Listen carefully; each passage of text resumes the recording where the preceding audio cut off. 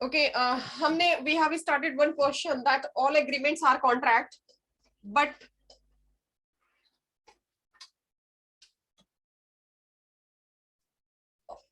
we have started this one that all contracts are agreement, but all agreements are not contract. ले जाओ, हमने ये शुरू किया हुआ है, इसमें हमने लिख भी लिया था कुछ, क्या लिखा था?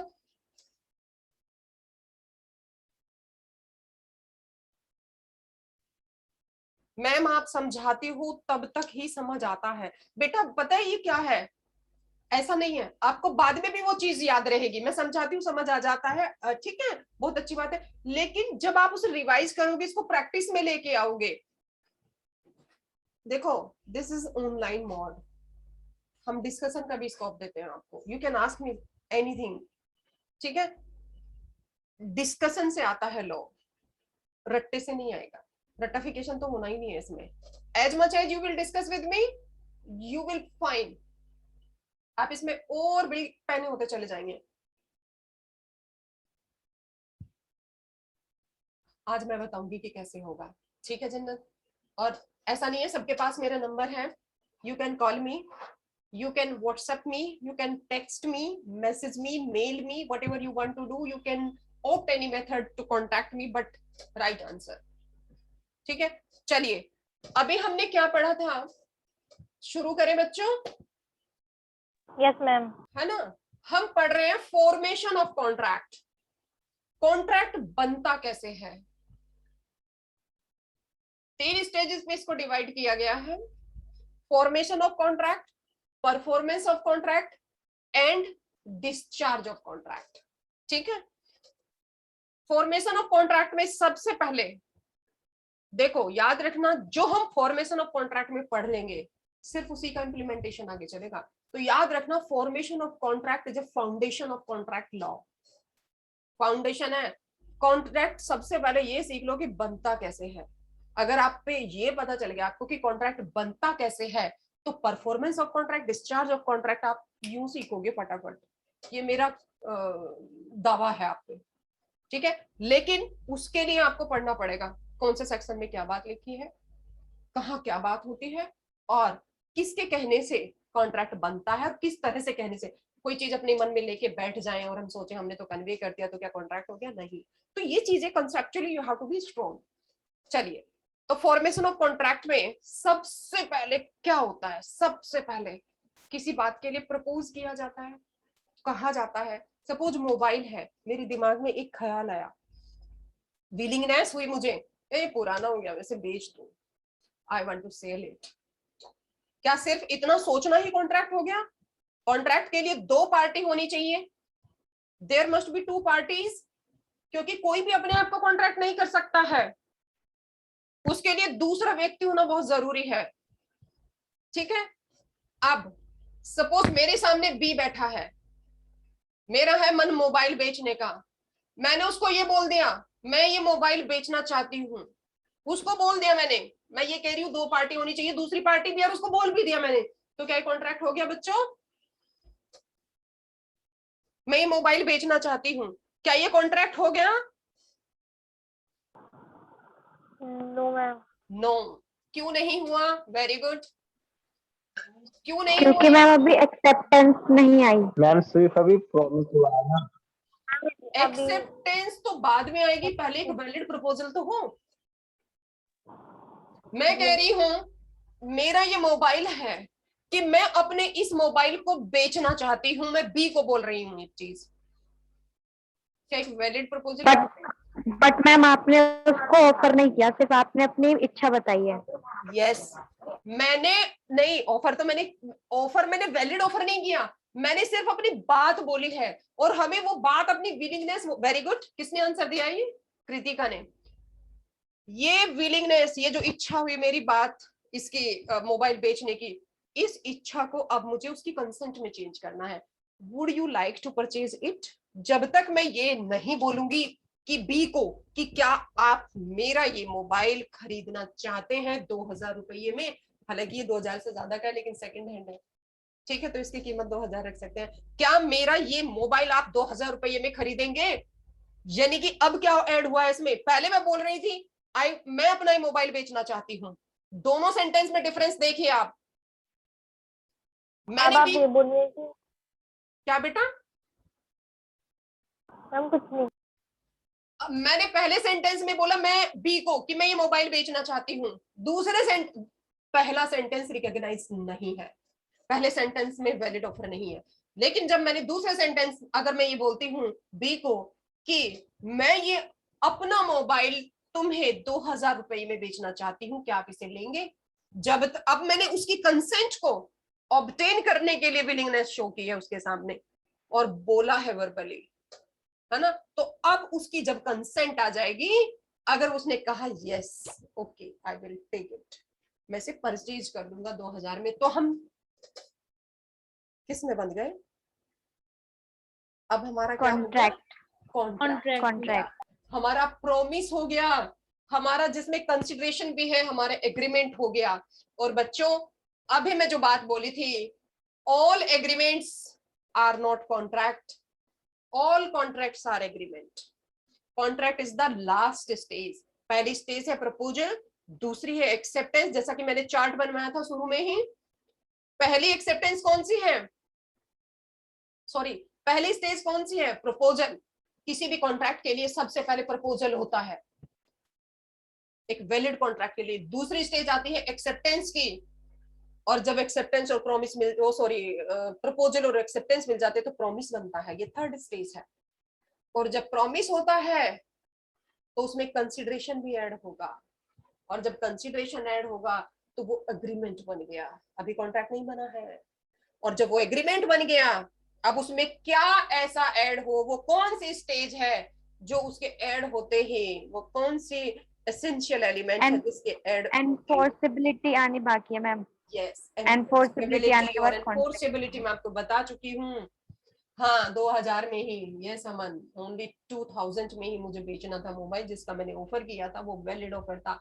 एंड लिसन, लास्ट स्टेज क्या होती है, कॉन्ट्रैक्ट होता है, ठीक है। तो हम इन सारी स्टेजेस को पार करके, ये तो फॉर्मेशन है और कुछ नहीं है।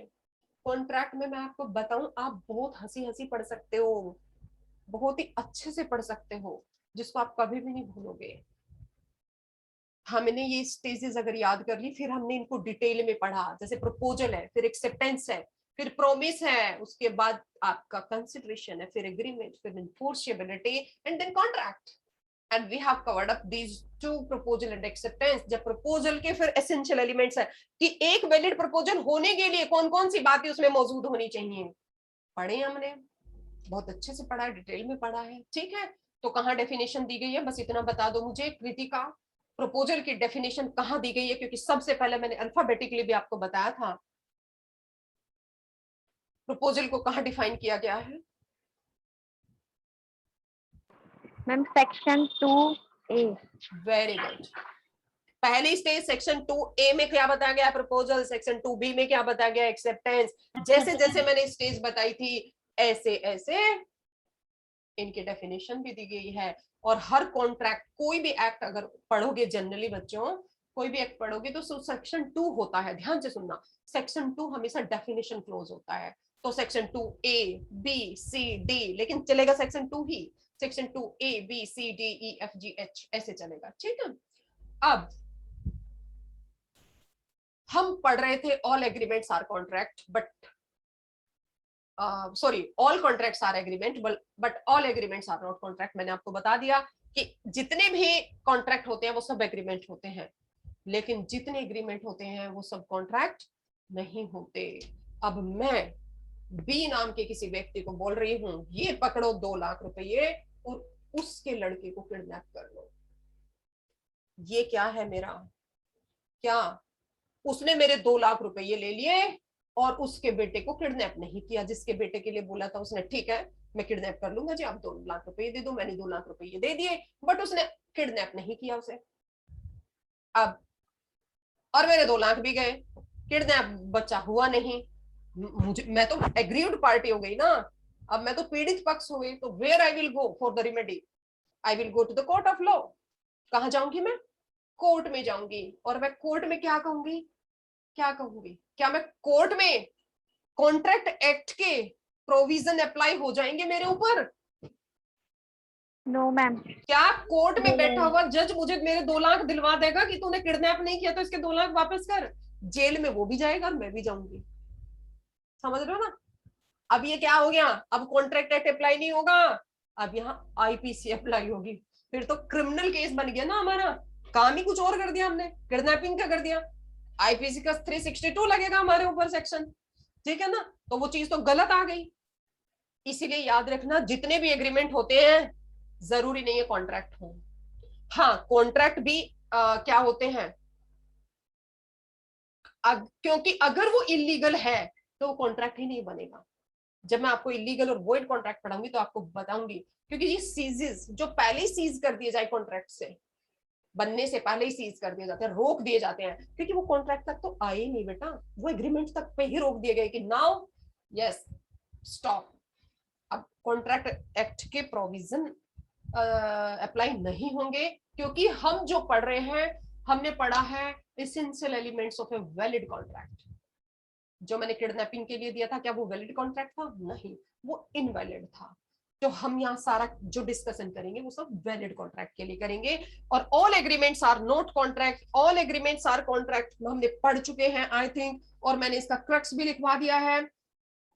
क्या होना चाहिए? सिर्फ जितने भी कॉन्ट्रैक्ट होते हैं, all contracts are agreement but all agreements are not contract. हमने इसमें लिखा है कि आप क्या लिखा है हमने इसमें, आई थिंक हम इसे कर चुके हैं। Yes, क्यों ma'am. बच्चों, कर चुके हैं ना?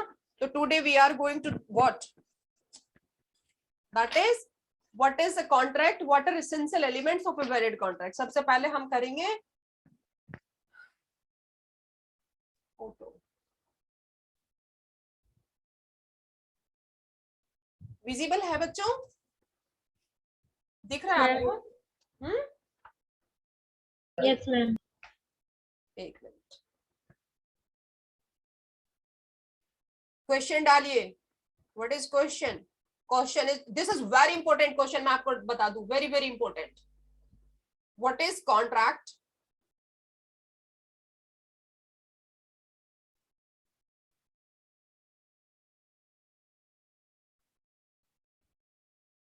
इसमें हम मीनिंग और डेफिनेशन भी बताएंगे। And what are its essential elements.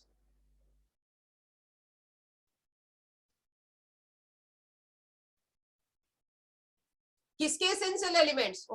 आपको दिख रहा है? Is it visible? Valid contract. हाँ, इज इट विजिबल बच्चों? Yes, ma'am.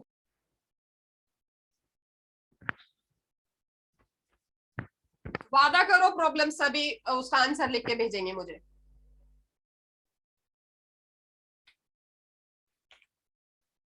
वादा करो। Ma'am, वादा.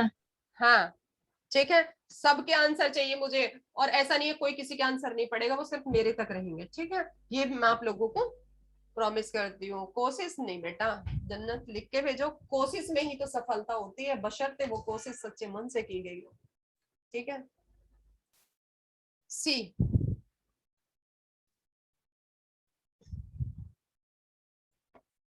देखो, जब हम किसी आंसर को लिखने बैठते हैं तो हम कॉपी को नहीं भर के आना है, हमें टू द पॉइंट लिखना है, क्योंकि हमारे पास वहां लिमिटेड स्पेस होता है।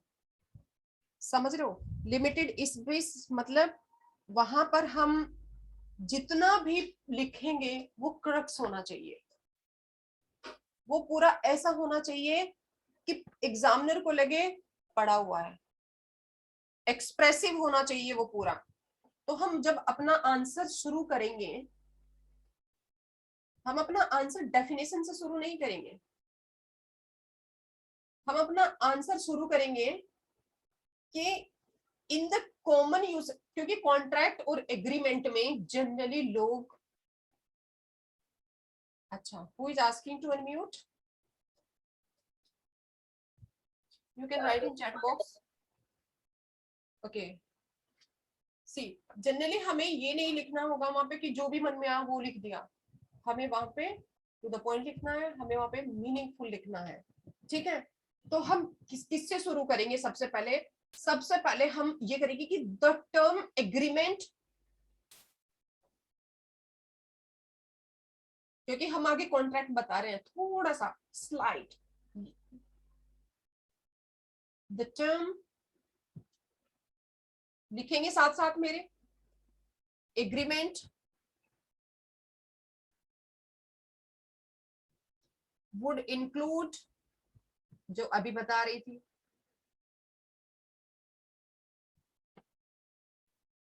would include every kind of understanding,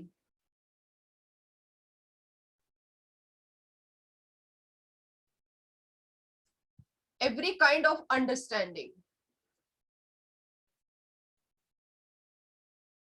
जैसे अभी कि एग्रीमेंट हुआ है, कॉन्ट्रैक्ट नहीं हुआ है, यानी कि इसमें हमारे एग्रीमेंट का मतलब होता है हमारे डोमेस्टिक एग्रीमेंट, हमारे सोशल एग्रीमेंट, जितने भी हमारे एग्रीमेंट्स होते हैं, they are also included under the term of agreement, भी एग्रीमेंट की टर्म में इंक्लूड होते हैं।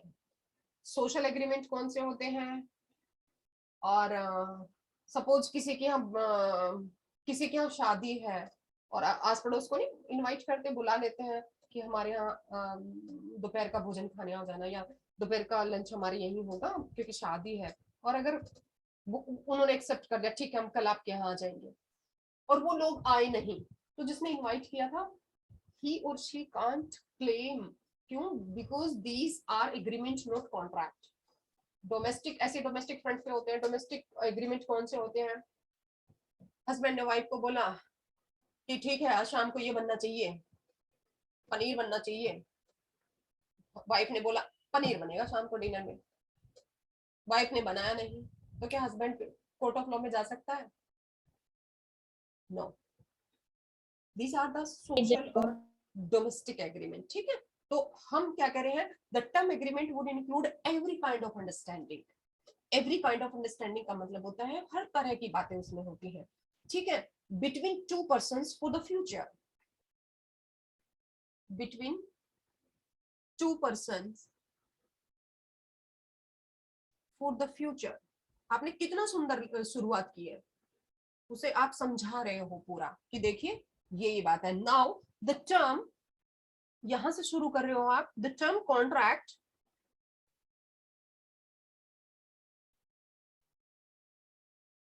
has a rather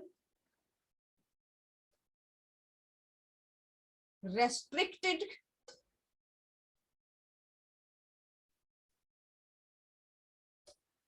connotation ना लिख के एक्सप्लेनेशन लिख दो, एक्सप्लेनेशन, restricted explanation।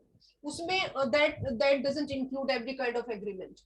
मैं आपको बता दूं वो सिर्फ क्या इंक्लूड करता है, वो सिर्फ वो इंक्लूड करता है अगर जो एसेंशियल एलिमेंट सेक्शन 10 में बताए गए हैं, अगर सेक्शन 10 की सारी बातें पूरी होती हैं। याद रखना इस चीज को मेरी, मैं कौन सा सेक्शन बोल रही हूँ? सेक्शन 10 में essential elements of a valid contract दिए गए हैं। अगर essential elements of a valid contract जो सेक्शन 10 में लिखे गए हैं वो सारी बातें पूरी होती हैं तो कोई एग्रीमेंट कॉन्ट्रैक्ट है, अदरवाइज कोई एग्रीमेंट कॉन्ट्रैक्ट नहीं है। बस ये फाइनल है, ठीक है। अब हम शुरू कर रहे हैं डेफिनेशन से कॉन्ट्रैक्ट की। हमने थोड़ा सा ये बता दिया गया है, लेकिन फिर भी अगर if the agreement made is such that law is ready to enforce it, it would have the status of a contract and it depends on the facts of a case। और वहां बैठे जज पे डिपेंड करेगा कि क्या वो इसे कंसीडर कर रहा है कॉन्ट्रैक्ट या नहीं कर रहा है। Judicial mind has its power, ठीक है। तो फैक्ट्स और सर्कमस्टांसेस किसी भी केस के तय करेंगे कि क्या ये इसका स्टेटस कॉन्ट्रैक्ट का है या नहीं है। कई बार क्या होता है, इंजरी और डैमेज में भी फर्क होता है बच्चे। इंजरी मेंटली भी होती है, ठीक है, मेंटल इंजरी, और जो डैमेज होता है वो सिर्फ फिजिकल होता है। और मैं आपको एक बात बता दूं,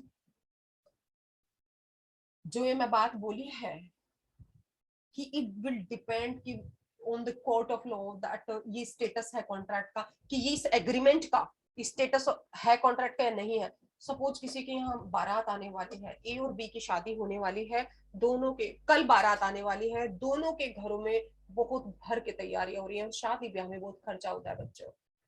ए के घर में बहुत सारी तैयारियां हैं, बी के घर में भी बहुत सारी तैयारियां हैं, कल शादी होने वाली है, तो सिर्फ कुछ ही घंटों की बात है, कुछ बात ऐसी हो गई शादी से पहले कि वो रिश्ता ही ब्रेक हो गया, वो रिलेशन ब्रेक करना पड़ा।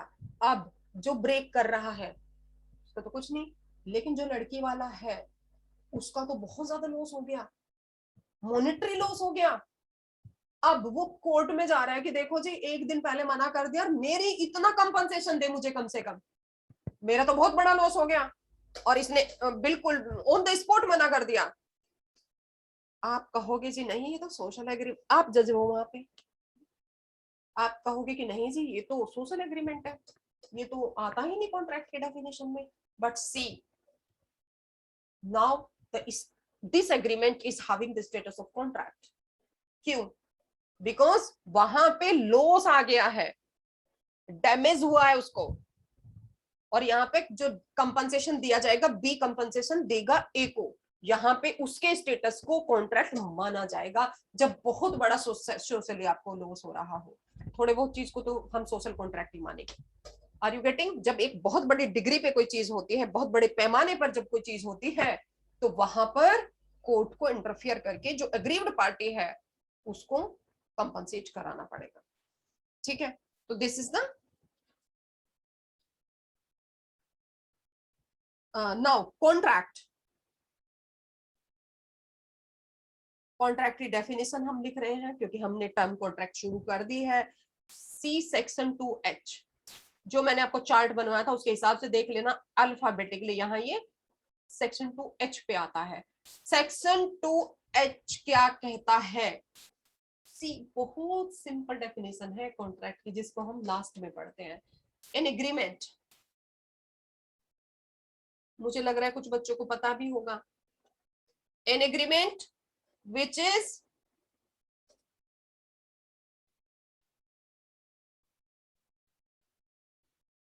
enforceable by law।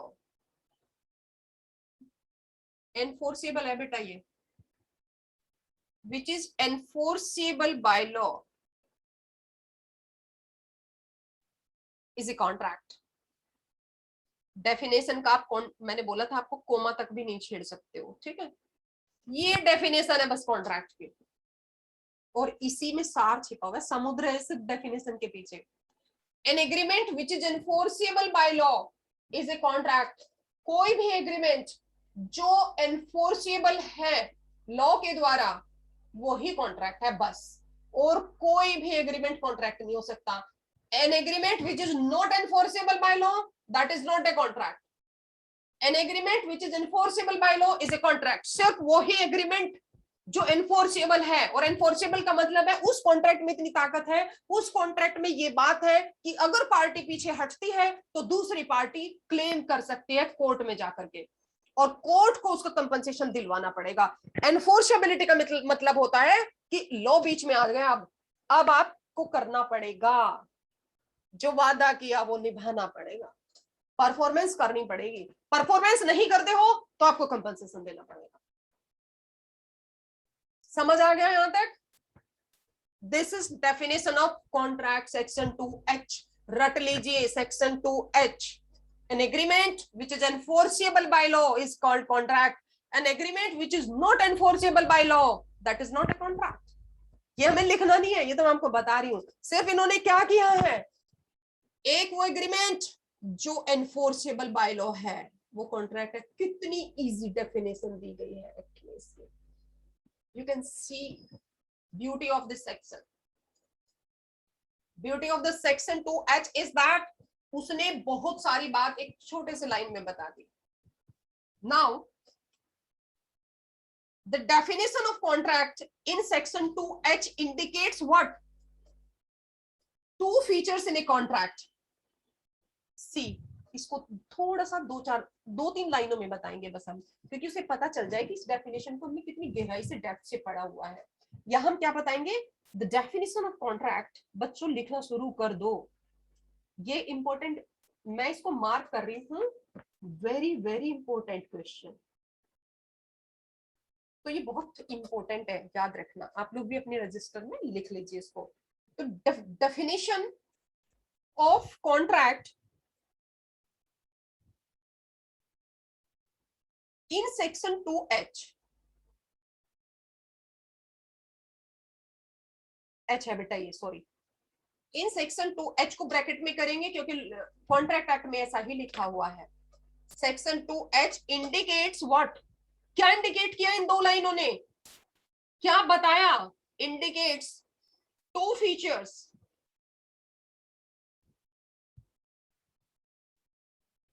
in a contract.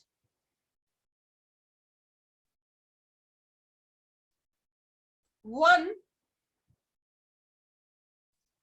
that is an agreement.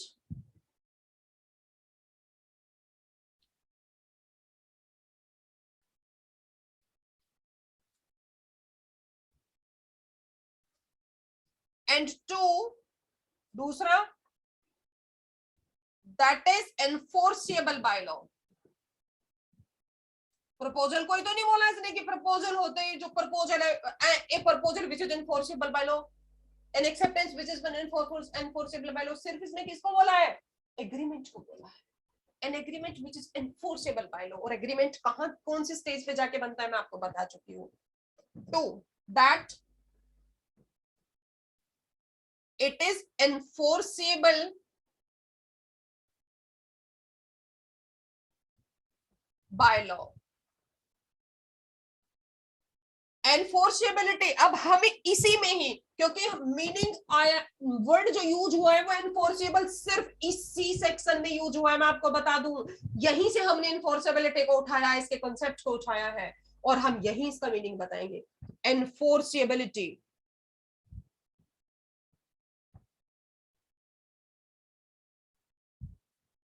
यहां पे हम एनफोर्सेबिलिटी का मीनिंग बता देंगे और वो भी बहुत ही कम शब्दों में। Enforceability means that the court shall recognize, अब तक तो शब्दों का रूप तो नहीं दिया था, बस हमें पता था एनफोर्सेबिलिटी होती क्या है, अब हमने इसको वर्ड में कन्वर्ट कर दिया, शब्दों में पिरो दिया। दैट द कोर्ट शैल, जहां शैल लग जाता है ना बेटा, इसका भी मीनिंग आप समझो, शैल का मतलब है करेगा ही करेगा, उसके पास और कोई ऑप्शन नहीं है। तो जहां होता है ओके कोर्ट में कर सकता है, तो कोर्ट के पास पावर है कि वो कर भी सकता है और नहीं भी कर सकता है। लेकिन जहां पे शैल वर्ड यूज होता है वहां पे कोर्ट, इसका मतलब court has to do that mandatory, जरूरी रूप से उसको उसे करना पड़ेगा। This is the court shall recognise the commitments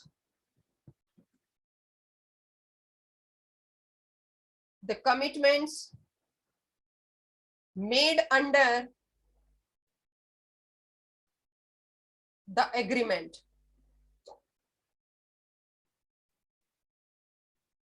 as legal obligation,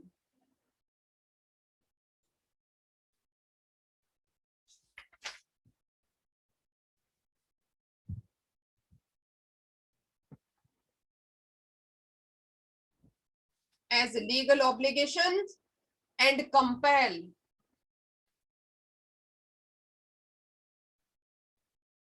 the parties to the honor,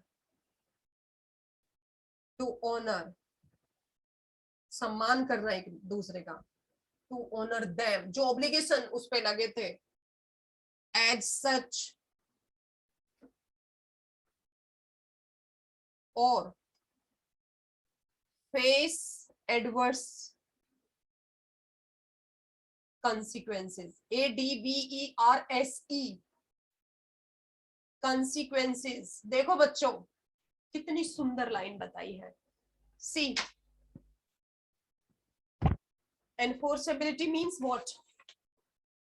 Court shall recognize the commitments, court ये बात बताएगा, रिकॉग्नाइज करेगा, इस चीज को महत्व देगा, अंडर की जो आप लोगों ने एग्रीमेंट किया है, और वो agreement as a legal obligation अब आप पर है। अब ये आपकी moral as well as legal duty दोनों बन गई, क्योंकि पहले जमाने में जब मैंने इंट्रोडक्टरी लेक्चर दिया था मैंने आपको ड्यूटी और राइट में फर्क बताया था। जब हम पहले होते थे तो हम मंदिर में खड़े होकर अगर किसी को, हमने किसी को 20,000 रुपए दिए हैं तो अब फिक्र किसे है? जिसे दिए, उस टाइम की बात कर रही हूं, पुराने समय की। फिक्र किसे है? जिसको दिया गया यार मुझे लौटाना है। आज के जमाने में अगर 20,000 रुपए दे दे तो फिक्र किसे है? जिसने दिए हैं, पता नहीं यार देगा भी कि नहीं, अब तक तो दिए नहीं। तो जब मेंटेलिटी चेंज हुई तब हमें लॉ की जरूरत पड़ी। अब पहले हमें फर्ज याद थे, इसलिए हमें लॉ की जरूरत नहीं थी। हम इन कोर्ट की, इन प्रोविजंस की, इन लीगल जितनी भी एस्पेक्ट्स एक्ट हैं हमारे पास, इन रूल्स रेगुलेशन की जरूरत नहीं थी। जैसे जैसे हम अपनी ड्यूटी को फॉरगेट करते गए, भूलते चले गए, फिर कोर्ट लॉ लॉ में, यानी कि अब ये इसका राइट बना दिया भाई, वो ऐसे नहीं, तू ऐसे नहीं देगा तो वो इसके थ्रू लेगा। अब कोर्ट रिकॉग्नाइज कराता है, अब कोर्ट याद दिलाता है कि आपका लीगल ऑब्लिगेशन भी है, अगर आप ऐसा नहीं करोगे तो देखो ये हो जाएगा। Compel the parties to honour them, और इस लीगल ऑब्लिगेशन की आप सम्मान कीजिए, इसकी इज्जत कीजिए, या फिर ये क्या लिख दिया, फेस एडवर्स कंसिक्वेंसेस, बुरे परिणामों को भुगतने के लिए तैयार रहिए। बुरे परिणाम कौन से होते हैं? अब तो आप सिर्फ 20,000 दे के पीछा छूट जाएगा, लेकिन अब आपको कंपनसेशन के रूप में 30,000 रुपए दो। चलो कोर्ट ने लिख दिया 30,000 रुपए दो, तो जो पार्टी है जिसने ब्रीच किया है, तोड़ा है कॉन्ट्रैक्ट को, उसको देना पड़ेगा। ठीक है, तो फेस एडवर्स कंसिक्वेंसेस, या तो अपने लीगल ऑब्लिगेशन को, लीगल कंपेल को, लीगल ड्यूटी को और प्लस मोरल ड्यूटी को याद रखिए, या फिर ये मेन मीनिंग होता है एनफोर्सेबिलिटी का, या फिर बुरे परिणामों को भुगतने के लिए तैयार रहिए। हमने यहाँ एनफोर्सेबिलिटी को भी थोड़ा सा बता दिया, लेकिन बहुत बड़ा बता दिया। ठीक है बच्चों, अब यहाँ पे हमने डेफिनेशन का काम पूरा कर दिया। हम इसी में एक लाइन और भी लिख सकते हैं, लेकिन वो ज्यादा हो जाएगा। अब हम बात करते हैं essential elements of a contract की। Meaning of contract, definition of contract. Meaning of contract मतलब जहां पर दो पार्टी अग्री हो जाए, ठीक है, टू परफॉर्म। अब हम इसमें क्या करते हैं, द डेफिनेशन भी दे देते हैं इसमें, हम एग्जाम्पल देते हैं इसका। सी एग्जाम्पल है कॉन्ट्रैक्ट का, ये एग्जाम्पल फटाफट लिखेंगे। C makes an agreement, an A की ए बनेगा, एन एग्रीमेंट विद डी, क्योंकि एग्जाम्पल से यानी कि हम समझा रहे हैं एग्जाम्पल के थ्रू भी, ठीक है, तो ये और ज्यादा हमारा इफेक्टिव हो रहा है answer. C makes an agreement with D to sell him some goods for rupees 25,000, मान के चलो, this is a contract.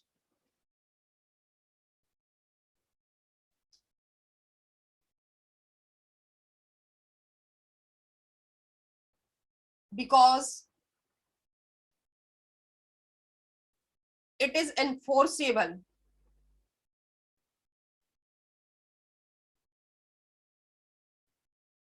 against the parties. दोनों बातें आ गई इसमें। If any of them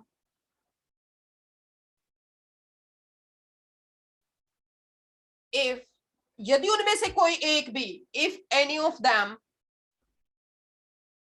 backs out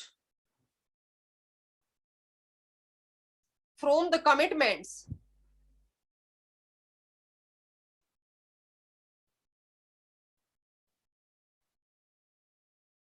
made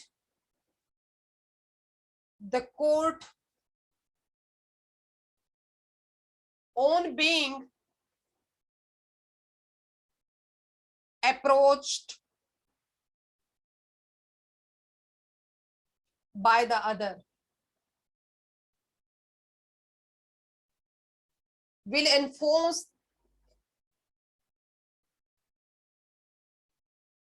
the terms against the defaulter. Defaulter का तो meaning पता होगा सभी को, जो गलती करता है, डिफॉल्टर मीन्स जो गलती करता है।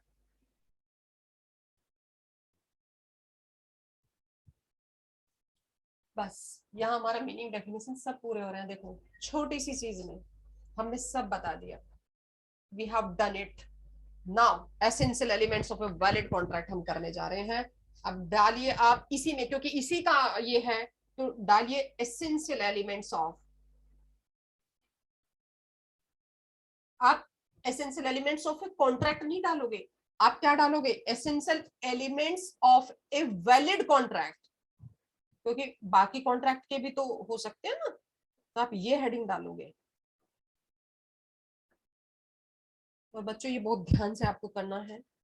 सेक्शन 10 सारी चीजें बता देता है। सेक्शन 10 में वो सारी बातें लिखी हुई हैं, ठीक है। बहुत जल्दी जल्दी और छोटे में, बहुत ही शॉर्ट में हम इसको पूरा करने वाले हैं। आप लोग खुद बोलोगे, एग्जाम्पल भी होंगे, केस लॉ भी होंगे, और देखना कितनी जल्दी हमारा पूरा होता है। तो सेक्शन 10 पढ़िए। सेक्शन 10 कौन पढ़ेगा? बेयर एक्ट मैं उम्मीद करूंगी सबके पास है, चाहे आपने पीडीएफ डाउनलोड की हो, चाहे आपने खरीदा हो। I will expect that you all are having bare act with you. Section 10 कौन पढ़ेगा? मैम हम पढ़े? हाँ बिल्कुल पढ़िएगा। कौन है? राधा, मैम राधा। पढ़ो बेटा। Ma'am what agreement are contract? All agreements are contract if they are made by the free consent of parties. This is if they are made by the free consent of the parties. Very good. First essential element free consent होनी चाहिए। ऐसा नहीं है कि आपके यहाँ पे तो गन लगा रखी है, चल कर साइन, चल कर हाँ, ऐसा नहीं होगा, ठीक है। Free consent, very good. Competent to contract for a lawful consideration and with a lawful object and are not hereby expressly declared to be void. All agreement are contract if they are made by the free consent of parties. Competent to contract for a lawful consideration and with a lawful object and are not hereby expressly declared to be void. बहुत बढ़िया। मैं आपको एक बात Nothing, बता दूं। पढ़ो। nothing herein contained shall affect any law in force in India and not hereby expressly repeated by which any contract is required to be made in writing to or in the presence of witnesses or any law relating to the registration of document. बस आगे मत जाइए, ठीक है। Section 10 talks about, लिख लो बड़ा बड़ा मोटा मोटा बोल्ड इटैलिक हाईलाइट कुछ भी करके लिख लो, कहीं भी लिख लो जहां से तुम पढ़ सको, अपने कमरे में एक तख्ती टंगा लो, लिख लो। पर section 10 talks about the essential elements of a valid contract, ठीक है। सेक्शन 10 जितनी बातें बताता है वे तो होनी ही होनी चाहिए हर हाल में। अब कुछ टर्म्स हमारे सामने जुडिशरी ने इंटरप्रेट की हैं, कोर्ट के थ्रू इंटरप्रेट होके आई हैं, उनको भी हम कवर अप कर लेंगे इसमें ही। जो essential elements of a valid contract है इसमें ही हम कवर अप कर लेंगे उसको। तो ये देखिए, आप यहां देखिए, लिखना शुरू कीजिए। सेक्शन 10 क्या कह रहा है? एक एक वर्ड को तब लिखोगे जब उसको समझ लोगे, बिना समझे नहीं लिखोगे, रट्टा नहीं मारना है, ठीक है। देखो बेटा मेहनत तो करनी पड़ेगी, समझ रहे हो ना, वरना तो क्या होता है कि 2 लाइनें याद आ रही है मुझे। तट पर बैठे ख्वाब को ख्वाब ही रह जाना है, गहरी तह तक जाना होगा मोती अगर पाना है। अगर आप लोगों को मोती पाना है ना तो समुद्र में गहरे तक जाना पड़ेगा, तब मोती मिलेगा, ठीक है। और बिना पसीना बहाए आपको कुछ मिल जाए ये भी नहीं हो सकता, मेहनत करनी पड़ेगी। And definitely today's hard work will definitely pay to you tomorrow. आज का जो हार्डवर्क है वो आपको कल पे करेगा, है ना। मैंने एक बार फिर बोली थी बात, दोबारा से बोल रही हूँ कि जो पानी में नहाते हैं वो लिबास बदलते हैं, और जो पसीने से नहाते हैं वो इतिहास बदलते हैं। आप लोगों को अगर कुछ चाहिए ना तो कंफर्टेबल जोन से बाहर आना पड़ेगा। अगर कंफर्टेबल जोन से बाहर नहीं आओगे तो जहां हो वहीं रह जाओगे मेंटली भी। ईश्वर ने हमें धरती पे भेजा है, यहाँ पे हम इसमें आए हैं, बहुत सुंदर हमें यहाँ बना के भेजा है। उसने सिर्फ हमारे फिजिकल डेवलपमेंट की ड्यूटी ली है। बिना कुछ खाए भी हमारा शरीर बढ़ेगा। अगर बच्चा जो जन्म लिया है वो डेवलप करेगा फिजिकली भी, लेकिन बुद्धि का विकास इंसान के ही हाथ में छोड़ दिया कि भाई इस बुद्धि को तू जितना डेवलप करेगा, जितना यूज करेगा, इतना कर लेगा। जो जितना यूज कर लेता है, जितना मांझ लेता है अपने को, वो इतना पैना हो जाता है। जो नहीं करता वो ऐसे ही रहता है। ठीक है, बच्चा बुद्धि रहता है। तो इट डिपेंड्स ऑन यू। और ये कब मंजेगी, कब शार्प होगी इंटेलिजेंस आपकी, ये विजडम जो वाइज बनोगे, आपका आईक्यू, ये तब शार्प बनेगा बेटा जब आप प्रैक्टिस करोगे। अगर मैं कोई प्रॉब्लम दे रही हूँ तो उसको लिखो, तब ये शार्प बनेगा, तब डेवलपमेंट होगा। ठीक है, तो अगर आप मेरी ये बातें याद रखोगे तो आप डेफिनेटली आंसर लिख के भेजोगे मुझे, जो प्रॉब्लम मैं आपको दूंगी या मैंने जो दी हुई है तुम्हें प्रॉब्लम, मैं आज फिर शो कर दूंगी। उसको जिसने नहीं लिखा वो लिख लेना। ठीक है, तो ऑल एग्रीमेंट्स यहां शुरू कर दो बस।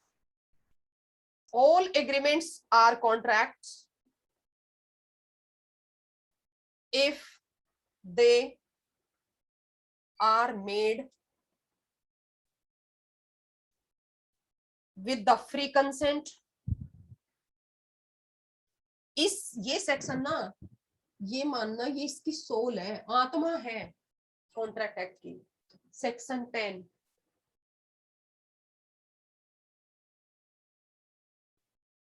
सब चीज इसमें आ गई, ये मान के चलना, मतलब इंपॉर्टेंट सेक्शन है, ये मान के चलना। इसीलिए मैंने इसको सोल ऑफ दिस एक्ट बोला है। Made with the free consent of parties. एक तो क्या एलिमेंट आ गया, कंसेंट तो हो, लेकिन कैसी हो, ये कह रहा कंसेंट तो होनी चाहिए। बिना हामी के तो, बिना एक्सेप्टेंस के तो कॉन्ट्रैक्ट नहीं बनेगा। हाँ तो करना पड़ेगा, लेकिन वो हाँ जबरदस्ती की ना हो। अरे यार मम्मी ने बोला था इसलिए शादी कर ली, घर वाले नाराज होते थे इसलिए शादी कर ली, इसलिए मैंने हाँ बोल दी, कंसेंट दे दी, लेकिन कैसी दी, सिर्फ कंसेंट दी, फ्री वाली नहीं दी। ठीक है, तो आपको कौन सी कंसेंट का ख्याल रखना है यहाँ पे, कौन सी कंसेंट देनी है, फ्री कंसेंट। तो consent of parties competent to contract,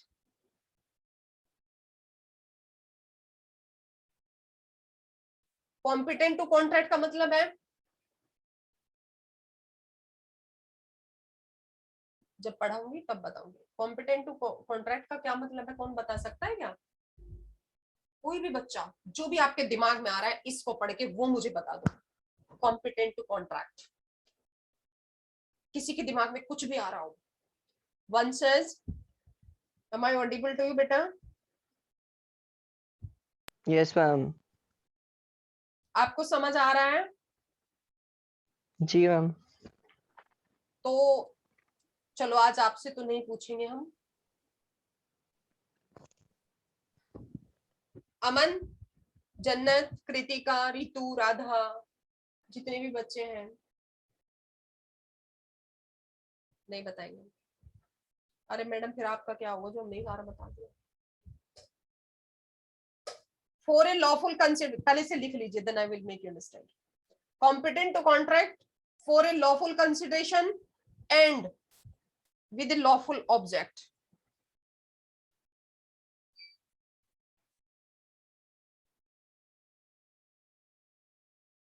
and are hereby, यहीं पे इसको खत्म कर देंगे हम, and are not hereby expressly declared to be void। ये डेफिनेशन है बस इसमें। जल्दी जल्दी लिखिए।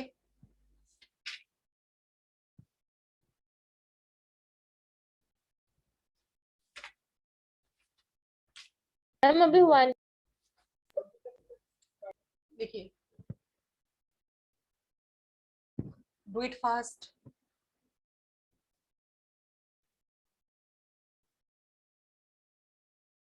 मैम हो गया।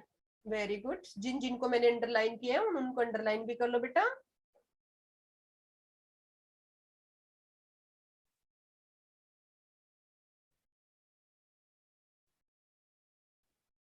कितने एलिमेंट हो गए? 1 2 3 4 5। ठीक है, लेकिन इनसे बहुत सारी ऐसी चीजें निकलती है जब कोर्ट एक्सप्रेस करता है, एक्सप्लेन करता है, चीजों को इंटरप्रेट करता है, तो बहुत सारी चीजें हमारे सामने आई जिनको वैलिड कॉन्ट्रैक्ट में कंसिडर किया गया है एसेंशियल एलिमेंट्स में। तो सबसे पहला है हमारा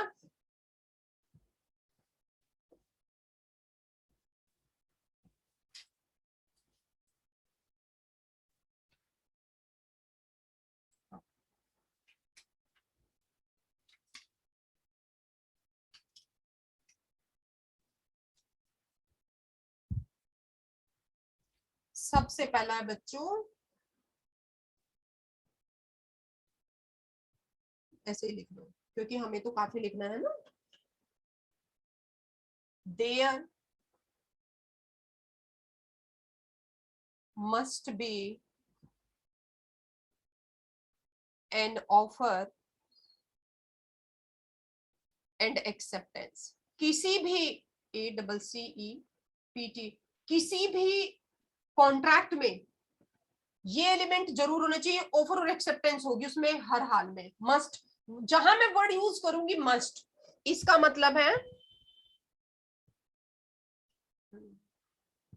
इस someone who in legal age. Legal age क्या होती है भाई?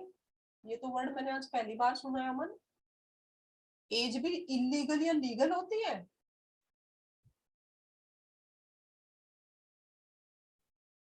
ऐसा नहीं लिखोगे, ठीक है, मैं बताऊंगी अभी आने वाले हैं दूसरी पॉइंट पे। There must be an offer, ऐसा नहीं लिखोगे कि लीगल एज और इलीगल एज। लीगल एज और इलीगल एज कुछ नहीं होती बेटा, ठीक है। तो there must be an offer and acceptance, वहां पे ऑफर होना चाहिए और एक्सेप्टेंस होनी चाहिए उस कॉन्ट्रैक्ट में जरूर, उसके बिना कॉन्ट्रैक्ट नहीं है। अब देखिए, देयर मस्ट टेक प्लेस, इसमें लिख दीजिए 2 लाइन फटाफट।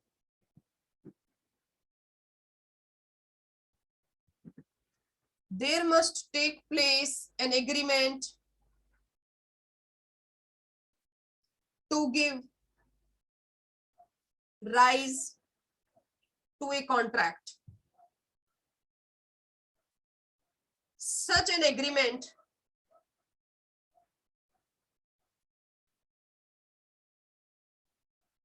made through offer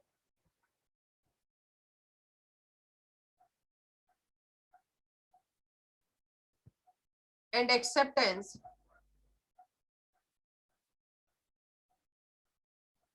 would provide the physical basis, would provide the physical basis for the contract, for the contract between two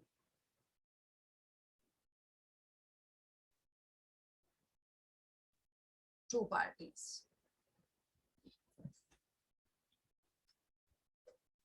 That means यहाँ पे देयर मस्ट बी, बेटा यहाँ पे आप लोग ये भी लिख लो, there must be an agreement,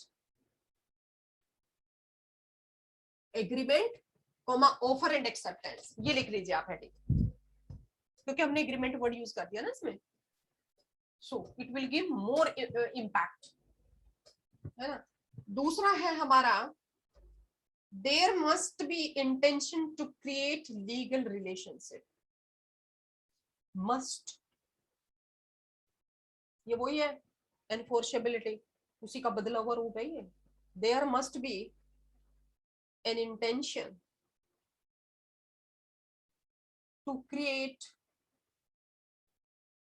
legal relationship यानी कि कोर्ट रिकॉग्नाइज करेगा, और अब आपका लीगल ऑब्लिगेशन भी हो गया उस चीज को पूरा करने के लिए।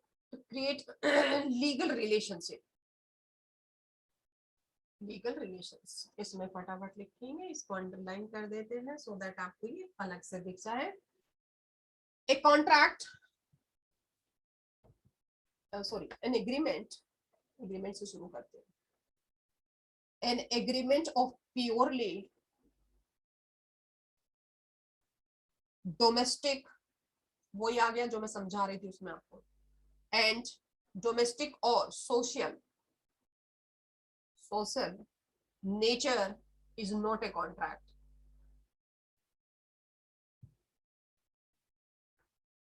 It's not a contract. There must be an intention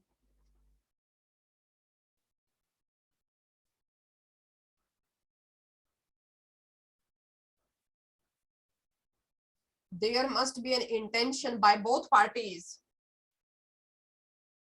both parties कौन होती हैं? एक तो प्रोमिसर और प्रोमिसी, है ना, ऑफर और ऑफरे, ये होती हैं। हाँ, intention by both the parties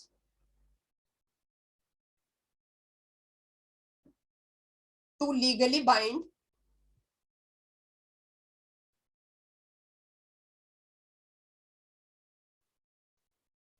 the other as a result of the agreement.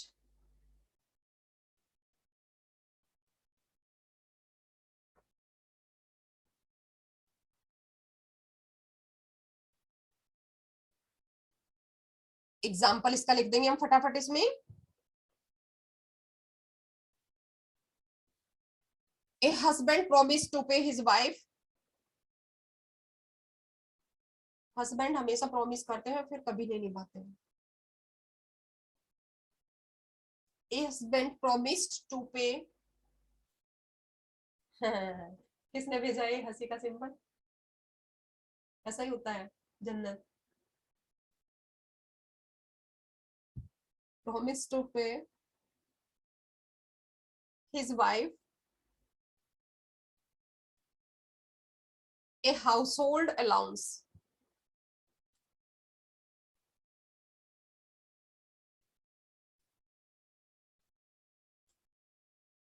of rupees a, this is kind of example but मैंने आपको ये बताया था Balfour versus Balfour, the case I think मैं ये मान के चलूंगी वो केस आप इसमें इस एग्जांपल में है, वो अलाउंस ऑफ रुपीज 5000, ठीक है बेटा, every month. Later the parties, बाद में, अब कहाँ याद है, separated, later the party separated and the husband failed, अलग हो गए,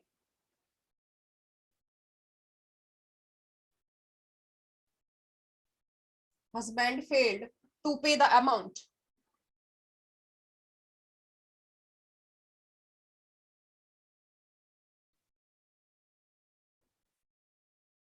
the wife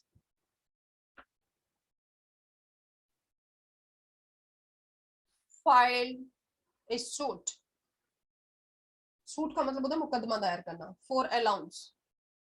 उस वक्त जिस वक्त सब चीज सही थी उसने बोला ठीक है हाउस होल्ड के पैसे दे दूंगा, लेकिन ये वर्ड हमने जब यूज किया कि सेपरेट हो गए, उसके बाद हस्बैंड ने फेल हो गया, नहीं दिया, उसके बाद वो क्लेम कर रही है उस चीज के लिए जब वो दोनों अच्छे से रहते थे, जब उसने वादा किया था।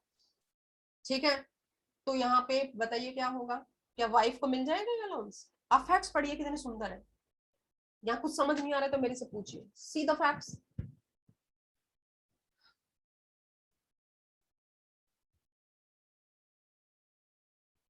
क्या वाइफ इसमें सफल होगी? आपने पढ़ रहे हो ना, there must be an intention to create legal relations. Held, held का मतलब है कोर्ट ने ये बताया, हेल्ड, क्या हेल्ड हुआ? such agreement were outside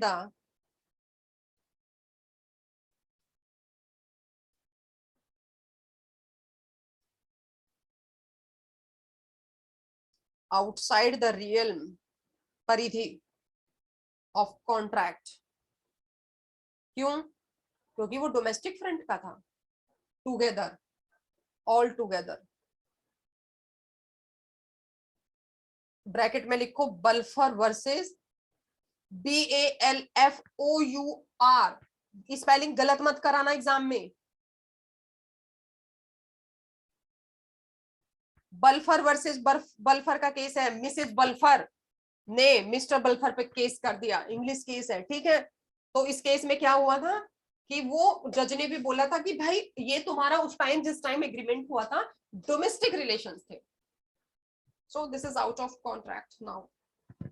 I can't say anything. Court ने हाथ झाड़ दिया. अपने हाथ नहीं झाड़े, लीगली सारी चीजें सही करी, ठीक है. एंड नाउ नेक्स्ट जो हमारा है that is meeting of minds ले लेते हैं. There must be consensus ad idem.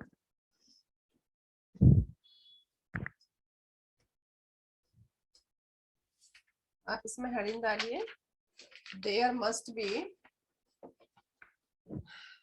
तीसरा है ना ये, parties must be. Must word use हुआ है बेटा. Competent to contract.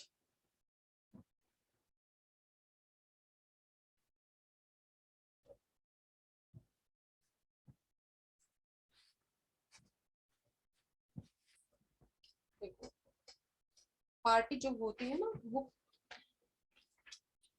Competent to contract होनी चाहिए, यानी कि उसे कॉन्टैक्ट करने के लिए सक्षम होना चाहिए. सक्षम यानी कि कैपेबल होना चाहिए. और लॉ ने, सिंपल सिंपल समझा रही हूँ, बहुत अच्छे से समझ में आ जाएगा. लॉ ने माना है कि मेजर ही जो होंगे एज में, they will be competent to contract. Major, sound mind and the person who is not disqualified by law.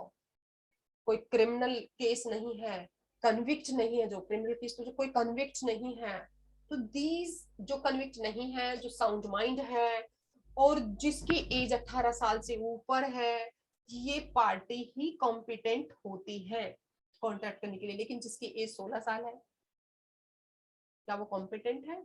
नहीं. याद रखना. Who is minor? माइनर कौन होता है? अ person who is the below of 18 years. 18 साल से कम का जो होता है वो माइनर कहलाता है, यानी कि अवयस्क कहलाता है. और about the age of 18 years क्या कहलाता है? वयस्क कहलाता है. हमें राइट टू वोट कब मिला है? जब हम 18 साल के हो गए. यानी कि इंडिया में जो when you will get the age of maturity, आपको कब परिपक्व माना जाएगा, कब आपको हर काम के लिए परफेक्ट माना जाएगा? जब आप 18 ईयर्स के हो जाएंगे. और कॉन्ट्रैक्ट एक्ट में तो कहीं नहीं लिखा है कि below the age of 18 years. कहां लिखा है? That is section 3 of Indian majority act 1875. उसका रेफरेंस हम यहां देते हैं. Section 3 of Indian majority act 1875 का रेफरेंस हम यहां देके चलते हैं कि जिसकी एज 18 साल से नीचे है वो कॉम्पिटेंट नहीं है. अब कोई भी क्वेश्चन पूछ सकता है आपसे, अच्छा कहां लिखी है ये एज, बता दो जरा. कॉन्ट्रैक्ट एक्ट में कहीं नहीं लिखी, मैं आपको बता दूं. हम यहाँ रेफरेंस लेते हैं बच्चों सिर्फ section 3 of Indian majority act 1875 का. आप सीना ठोक के बोलना.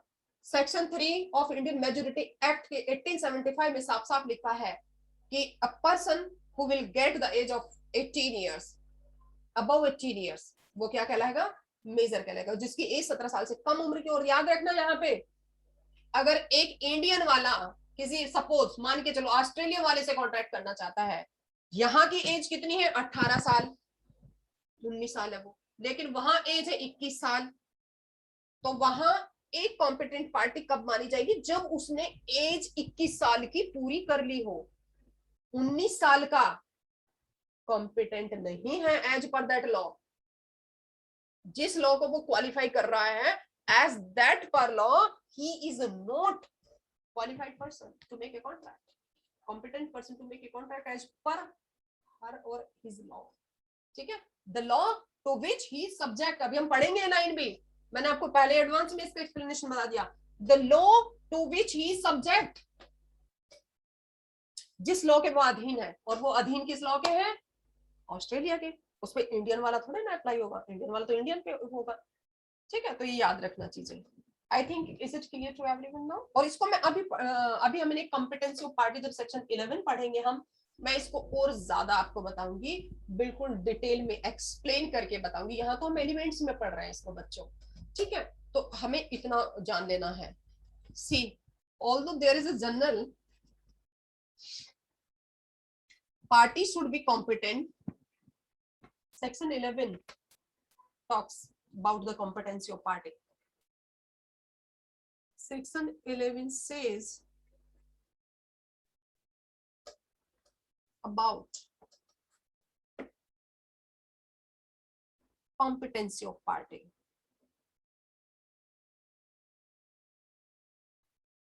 इसमें एक केस है मोरी बीबी वर्सेस धर्मदास बोस, उसको मैं आपको समझाऊंगी जब मैं आपको कॉम्पिटेंसी ऑफ पार्टीज को एक अलग से टॉपिक पढ़ाऊंगी, तब मैं इसको समझाऊंगी। बहुत बढ़िया केस है, लीडिंग केस है। आप कोई आपसे कॉम्पिटेंसी ऑफ कॉन्ट्रैक्ट पूछे, सिर्फ मोरी बीबी वर्सेस धर्मदास बोस नाम ले देना, अपने आप समझ जाएगा। यहाँ देखिए, तो ये क्या कहते हैं? पार्टी शुड बी कॉम्पिटेंट, हाँ, competency of parties. Now party should be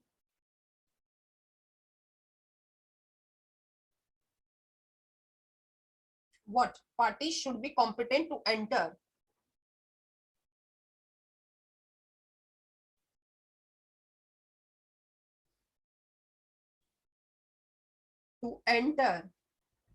into an agreement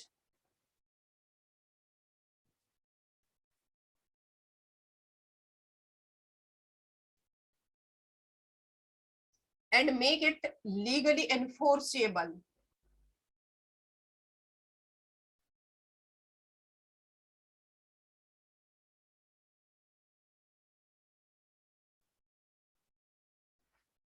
And make it legally enforceable. A person is competent. Oh, sorry. A person is competent if he is a में लिख देंगे of the age of majority, ये बताया गया है बस contract act में, of the age of majority. अब मेजोरिटी और माइनॉरिटी को आप काउंट करते रहो। तो हमने कैसे इसको इंटरप्रेट किया, कोर्ट ने कैसे इंटरप्रेट किया? कोर्ट ने रेफरेंस लिया है section 3 of Indian majority act का, the age of the age of majority. B, of sound mind, वो व्यक्ति साउंड माइंड होना चाहिए, उसका दिमागी रूप से वो ठीक ठाक काम करे, अच्छा काम करे, प्रूडेंट माइंड होना चाहिए। सी, नॉट डिस्क्वालिफाइड फ्रॉम कॉन्ट्रैक्टिंग, बस ये लिख देना है आपको, नॉट डिस्क्वालिफाइड फ्रॉम कॉन्ट्रैक्ट। ठीक है बच्चों, अभी यहां तक ही हम करेंगे 3 तक, और बाकी हम कल लेंगे, कल भी हमारी क्लास होगी। ठीक है, कल सुबह के टाइम हम क्लास रख लेंगे। ठीक है, ये सारा पढ़ लीजिए, और ये प्रॉब्लम मैं आपको एक बार और शो कर रही हूँ, इस प्रॉब्लम को आप सभी मुझे लिख करके भेजेंगे। देखो मुझे बड़ा दर्द हुआ सुन के कि आप लोगों ने ये कि बताओ भेज भी नहीं रहे हैं। अभी कौन लेफ्ट कर गया तुरंत?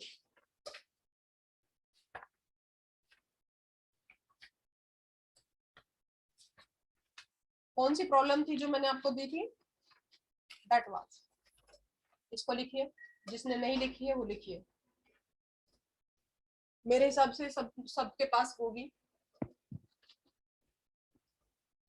नहीं है? सबके पास है ये? Yes, ma'am. सबके पास है, ये मान के मैं चलती हूँ, और सब इसे मुझे लिख करके भेजेंगे, मेरे व्हाट्सएप पे भेजेंगे। वंशज आप भी इसे कर सकते हो बेटा, अगर थोड़ा सा पढ़ लोगे, या नहीं कर पाओगे? Okay ma'am. अगर आप नहीं मैं तो कर आज पाओगे ज्वाइन आपके करा। लिए छूट है, you are exempted from this. ठीक है बेटा? मैं तो आज ही। ओके मैम, पहली क्लास है मैम। हाँ पहली क्लास, आई नो, क्योंकि बाकी तो यही फेसेस रहते हैं। चलो वीडियो ऑन करो अपनी, सभी अपनी वीडियो ऑन करो।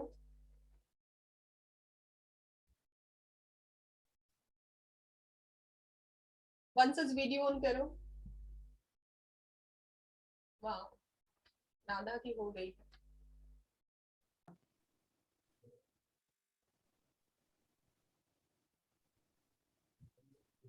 देख नहीं पा रहे हो?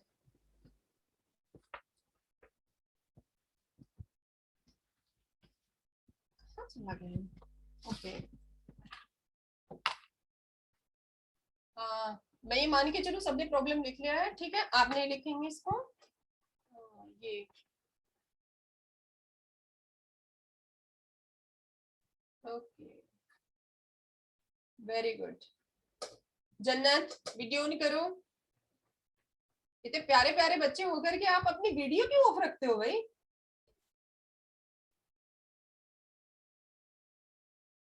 Good, very good. आज मैंने जन्नत को पहली बार देखा है, सीरियसली। मैम मैं पहले भी तो दिखी थी आपको। नहीं, पहले नहीं दिखे मुझे तुम। मैम फर्स्ट क्लास में भी दिखी थी मैं आपको। सच्ची मुझे याद नहीं आ रहा। रितु,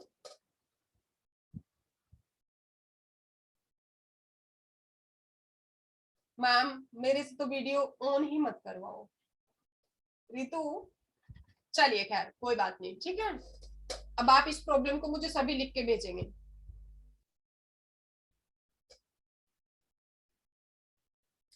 चलिए, ऑल द बेस्ट।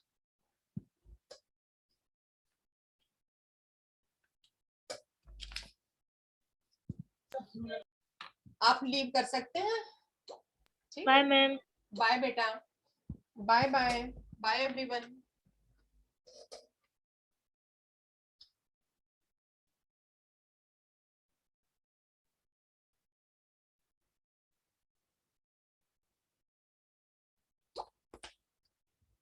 अमन, अमन ने वीडियो नहीं की।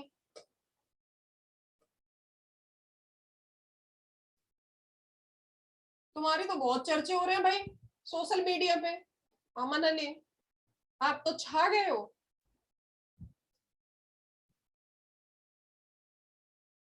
चलिए, I am going to end this meeting.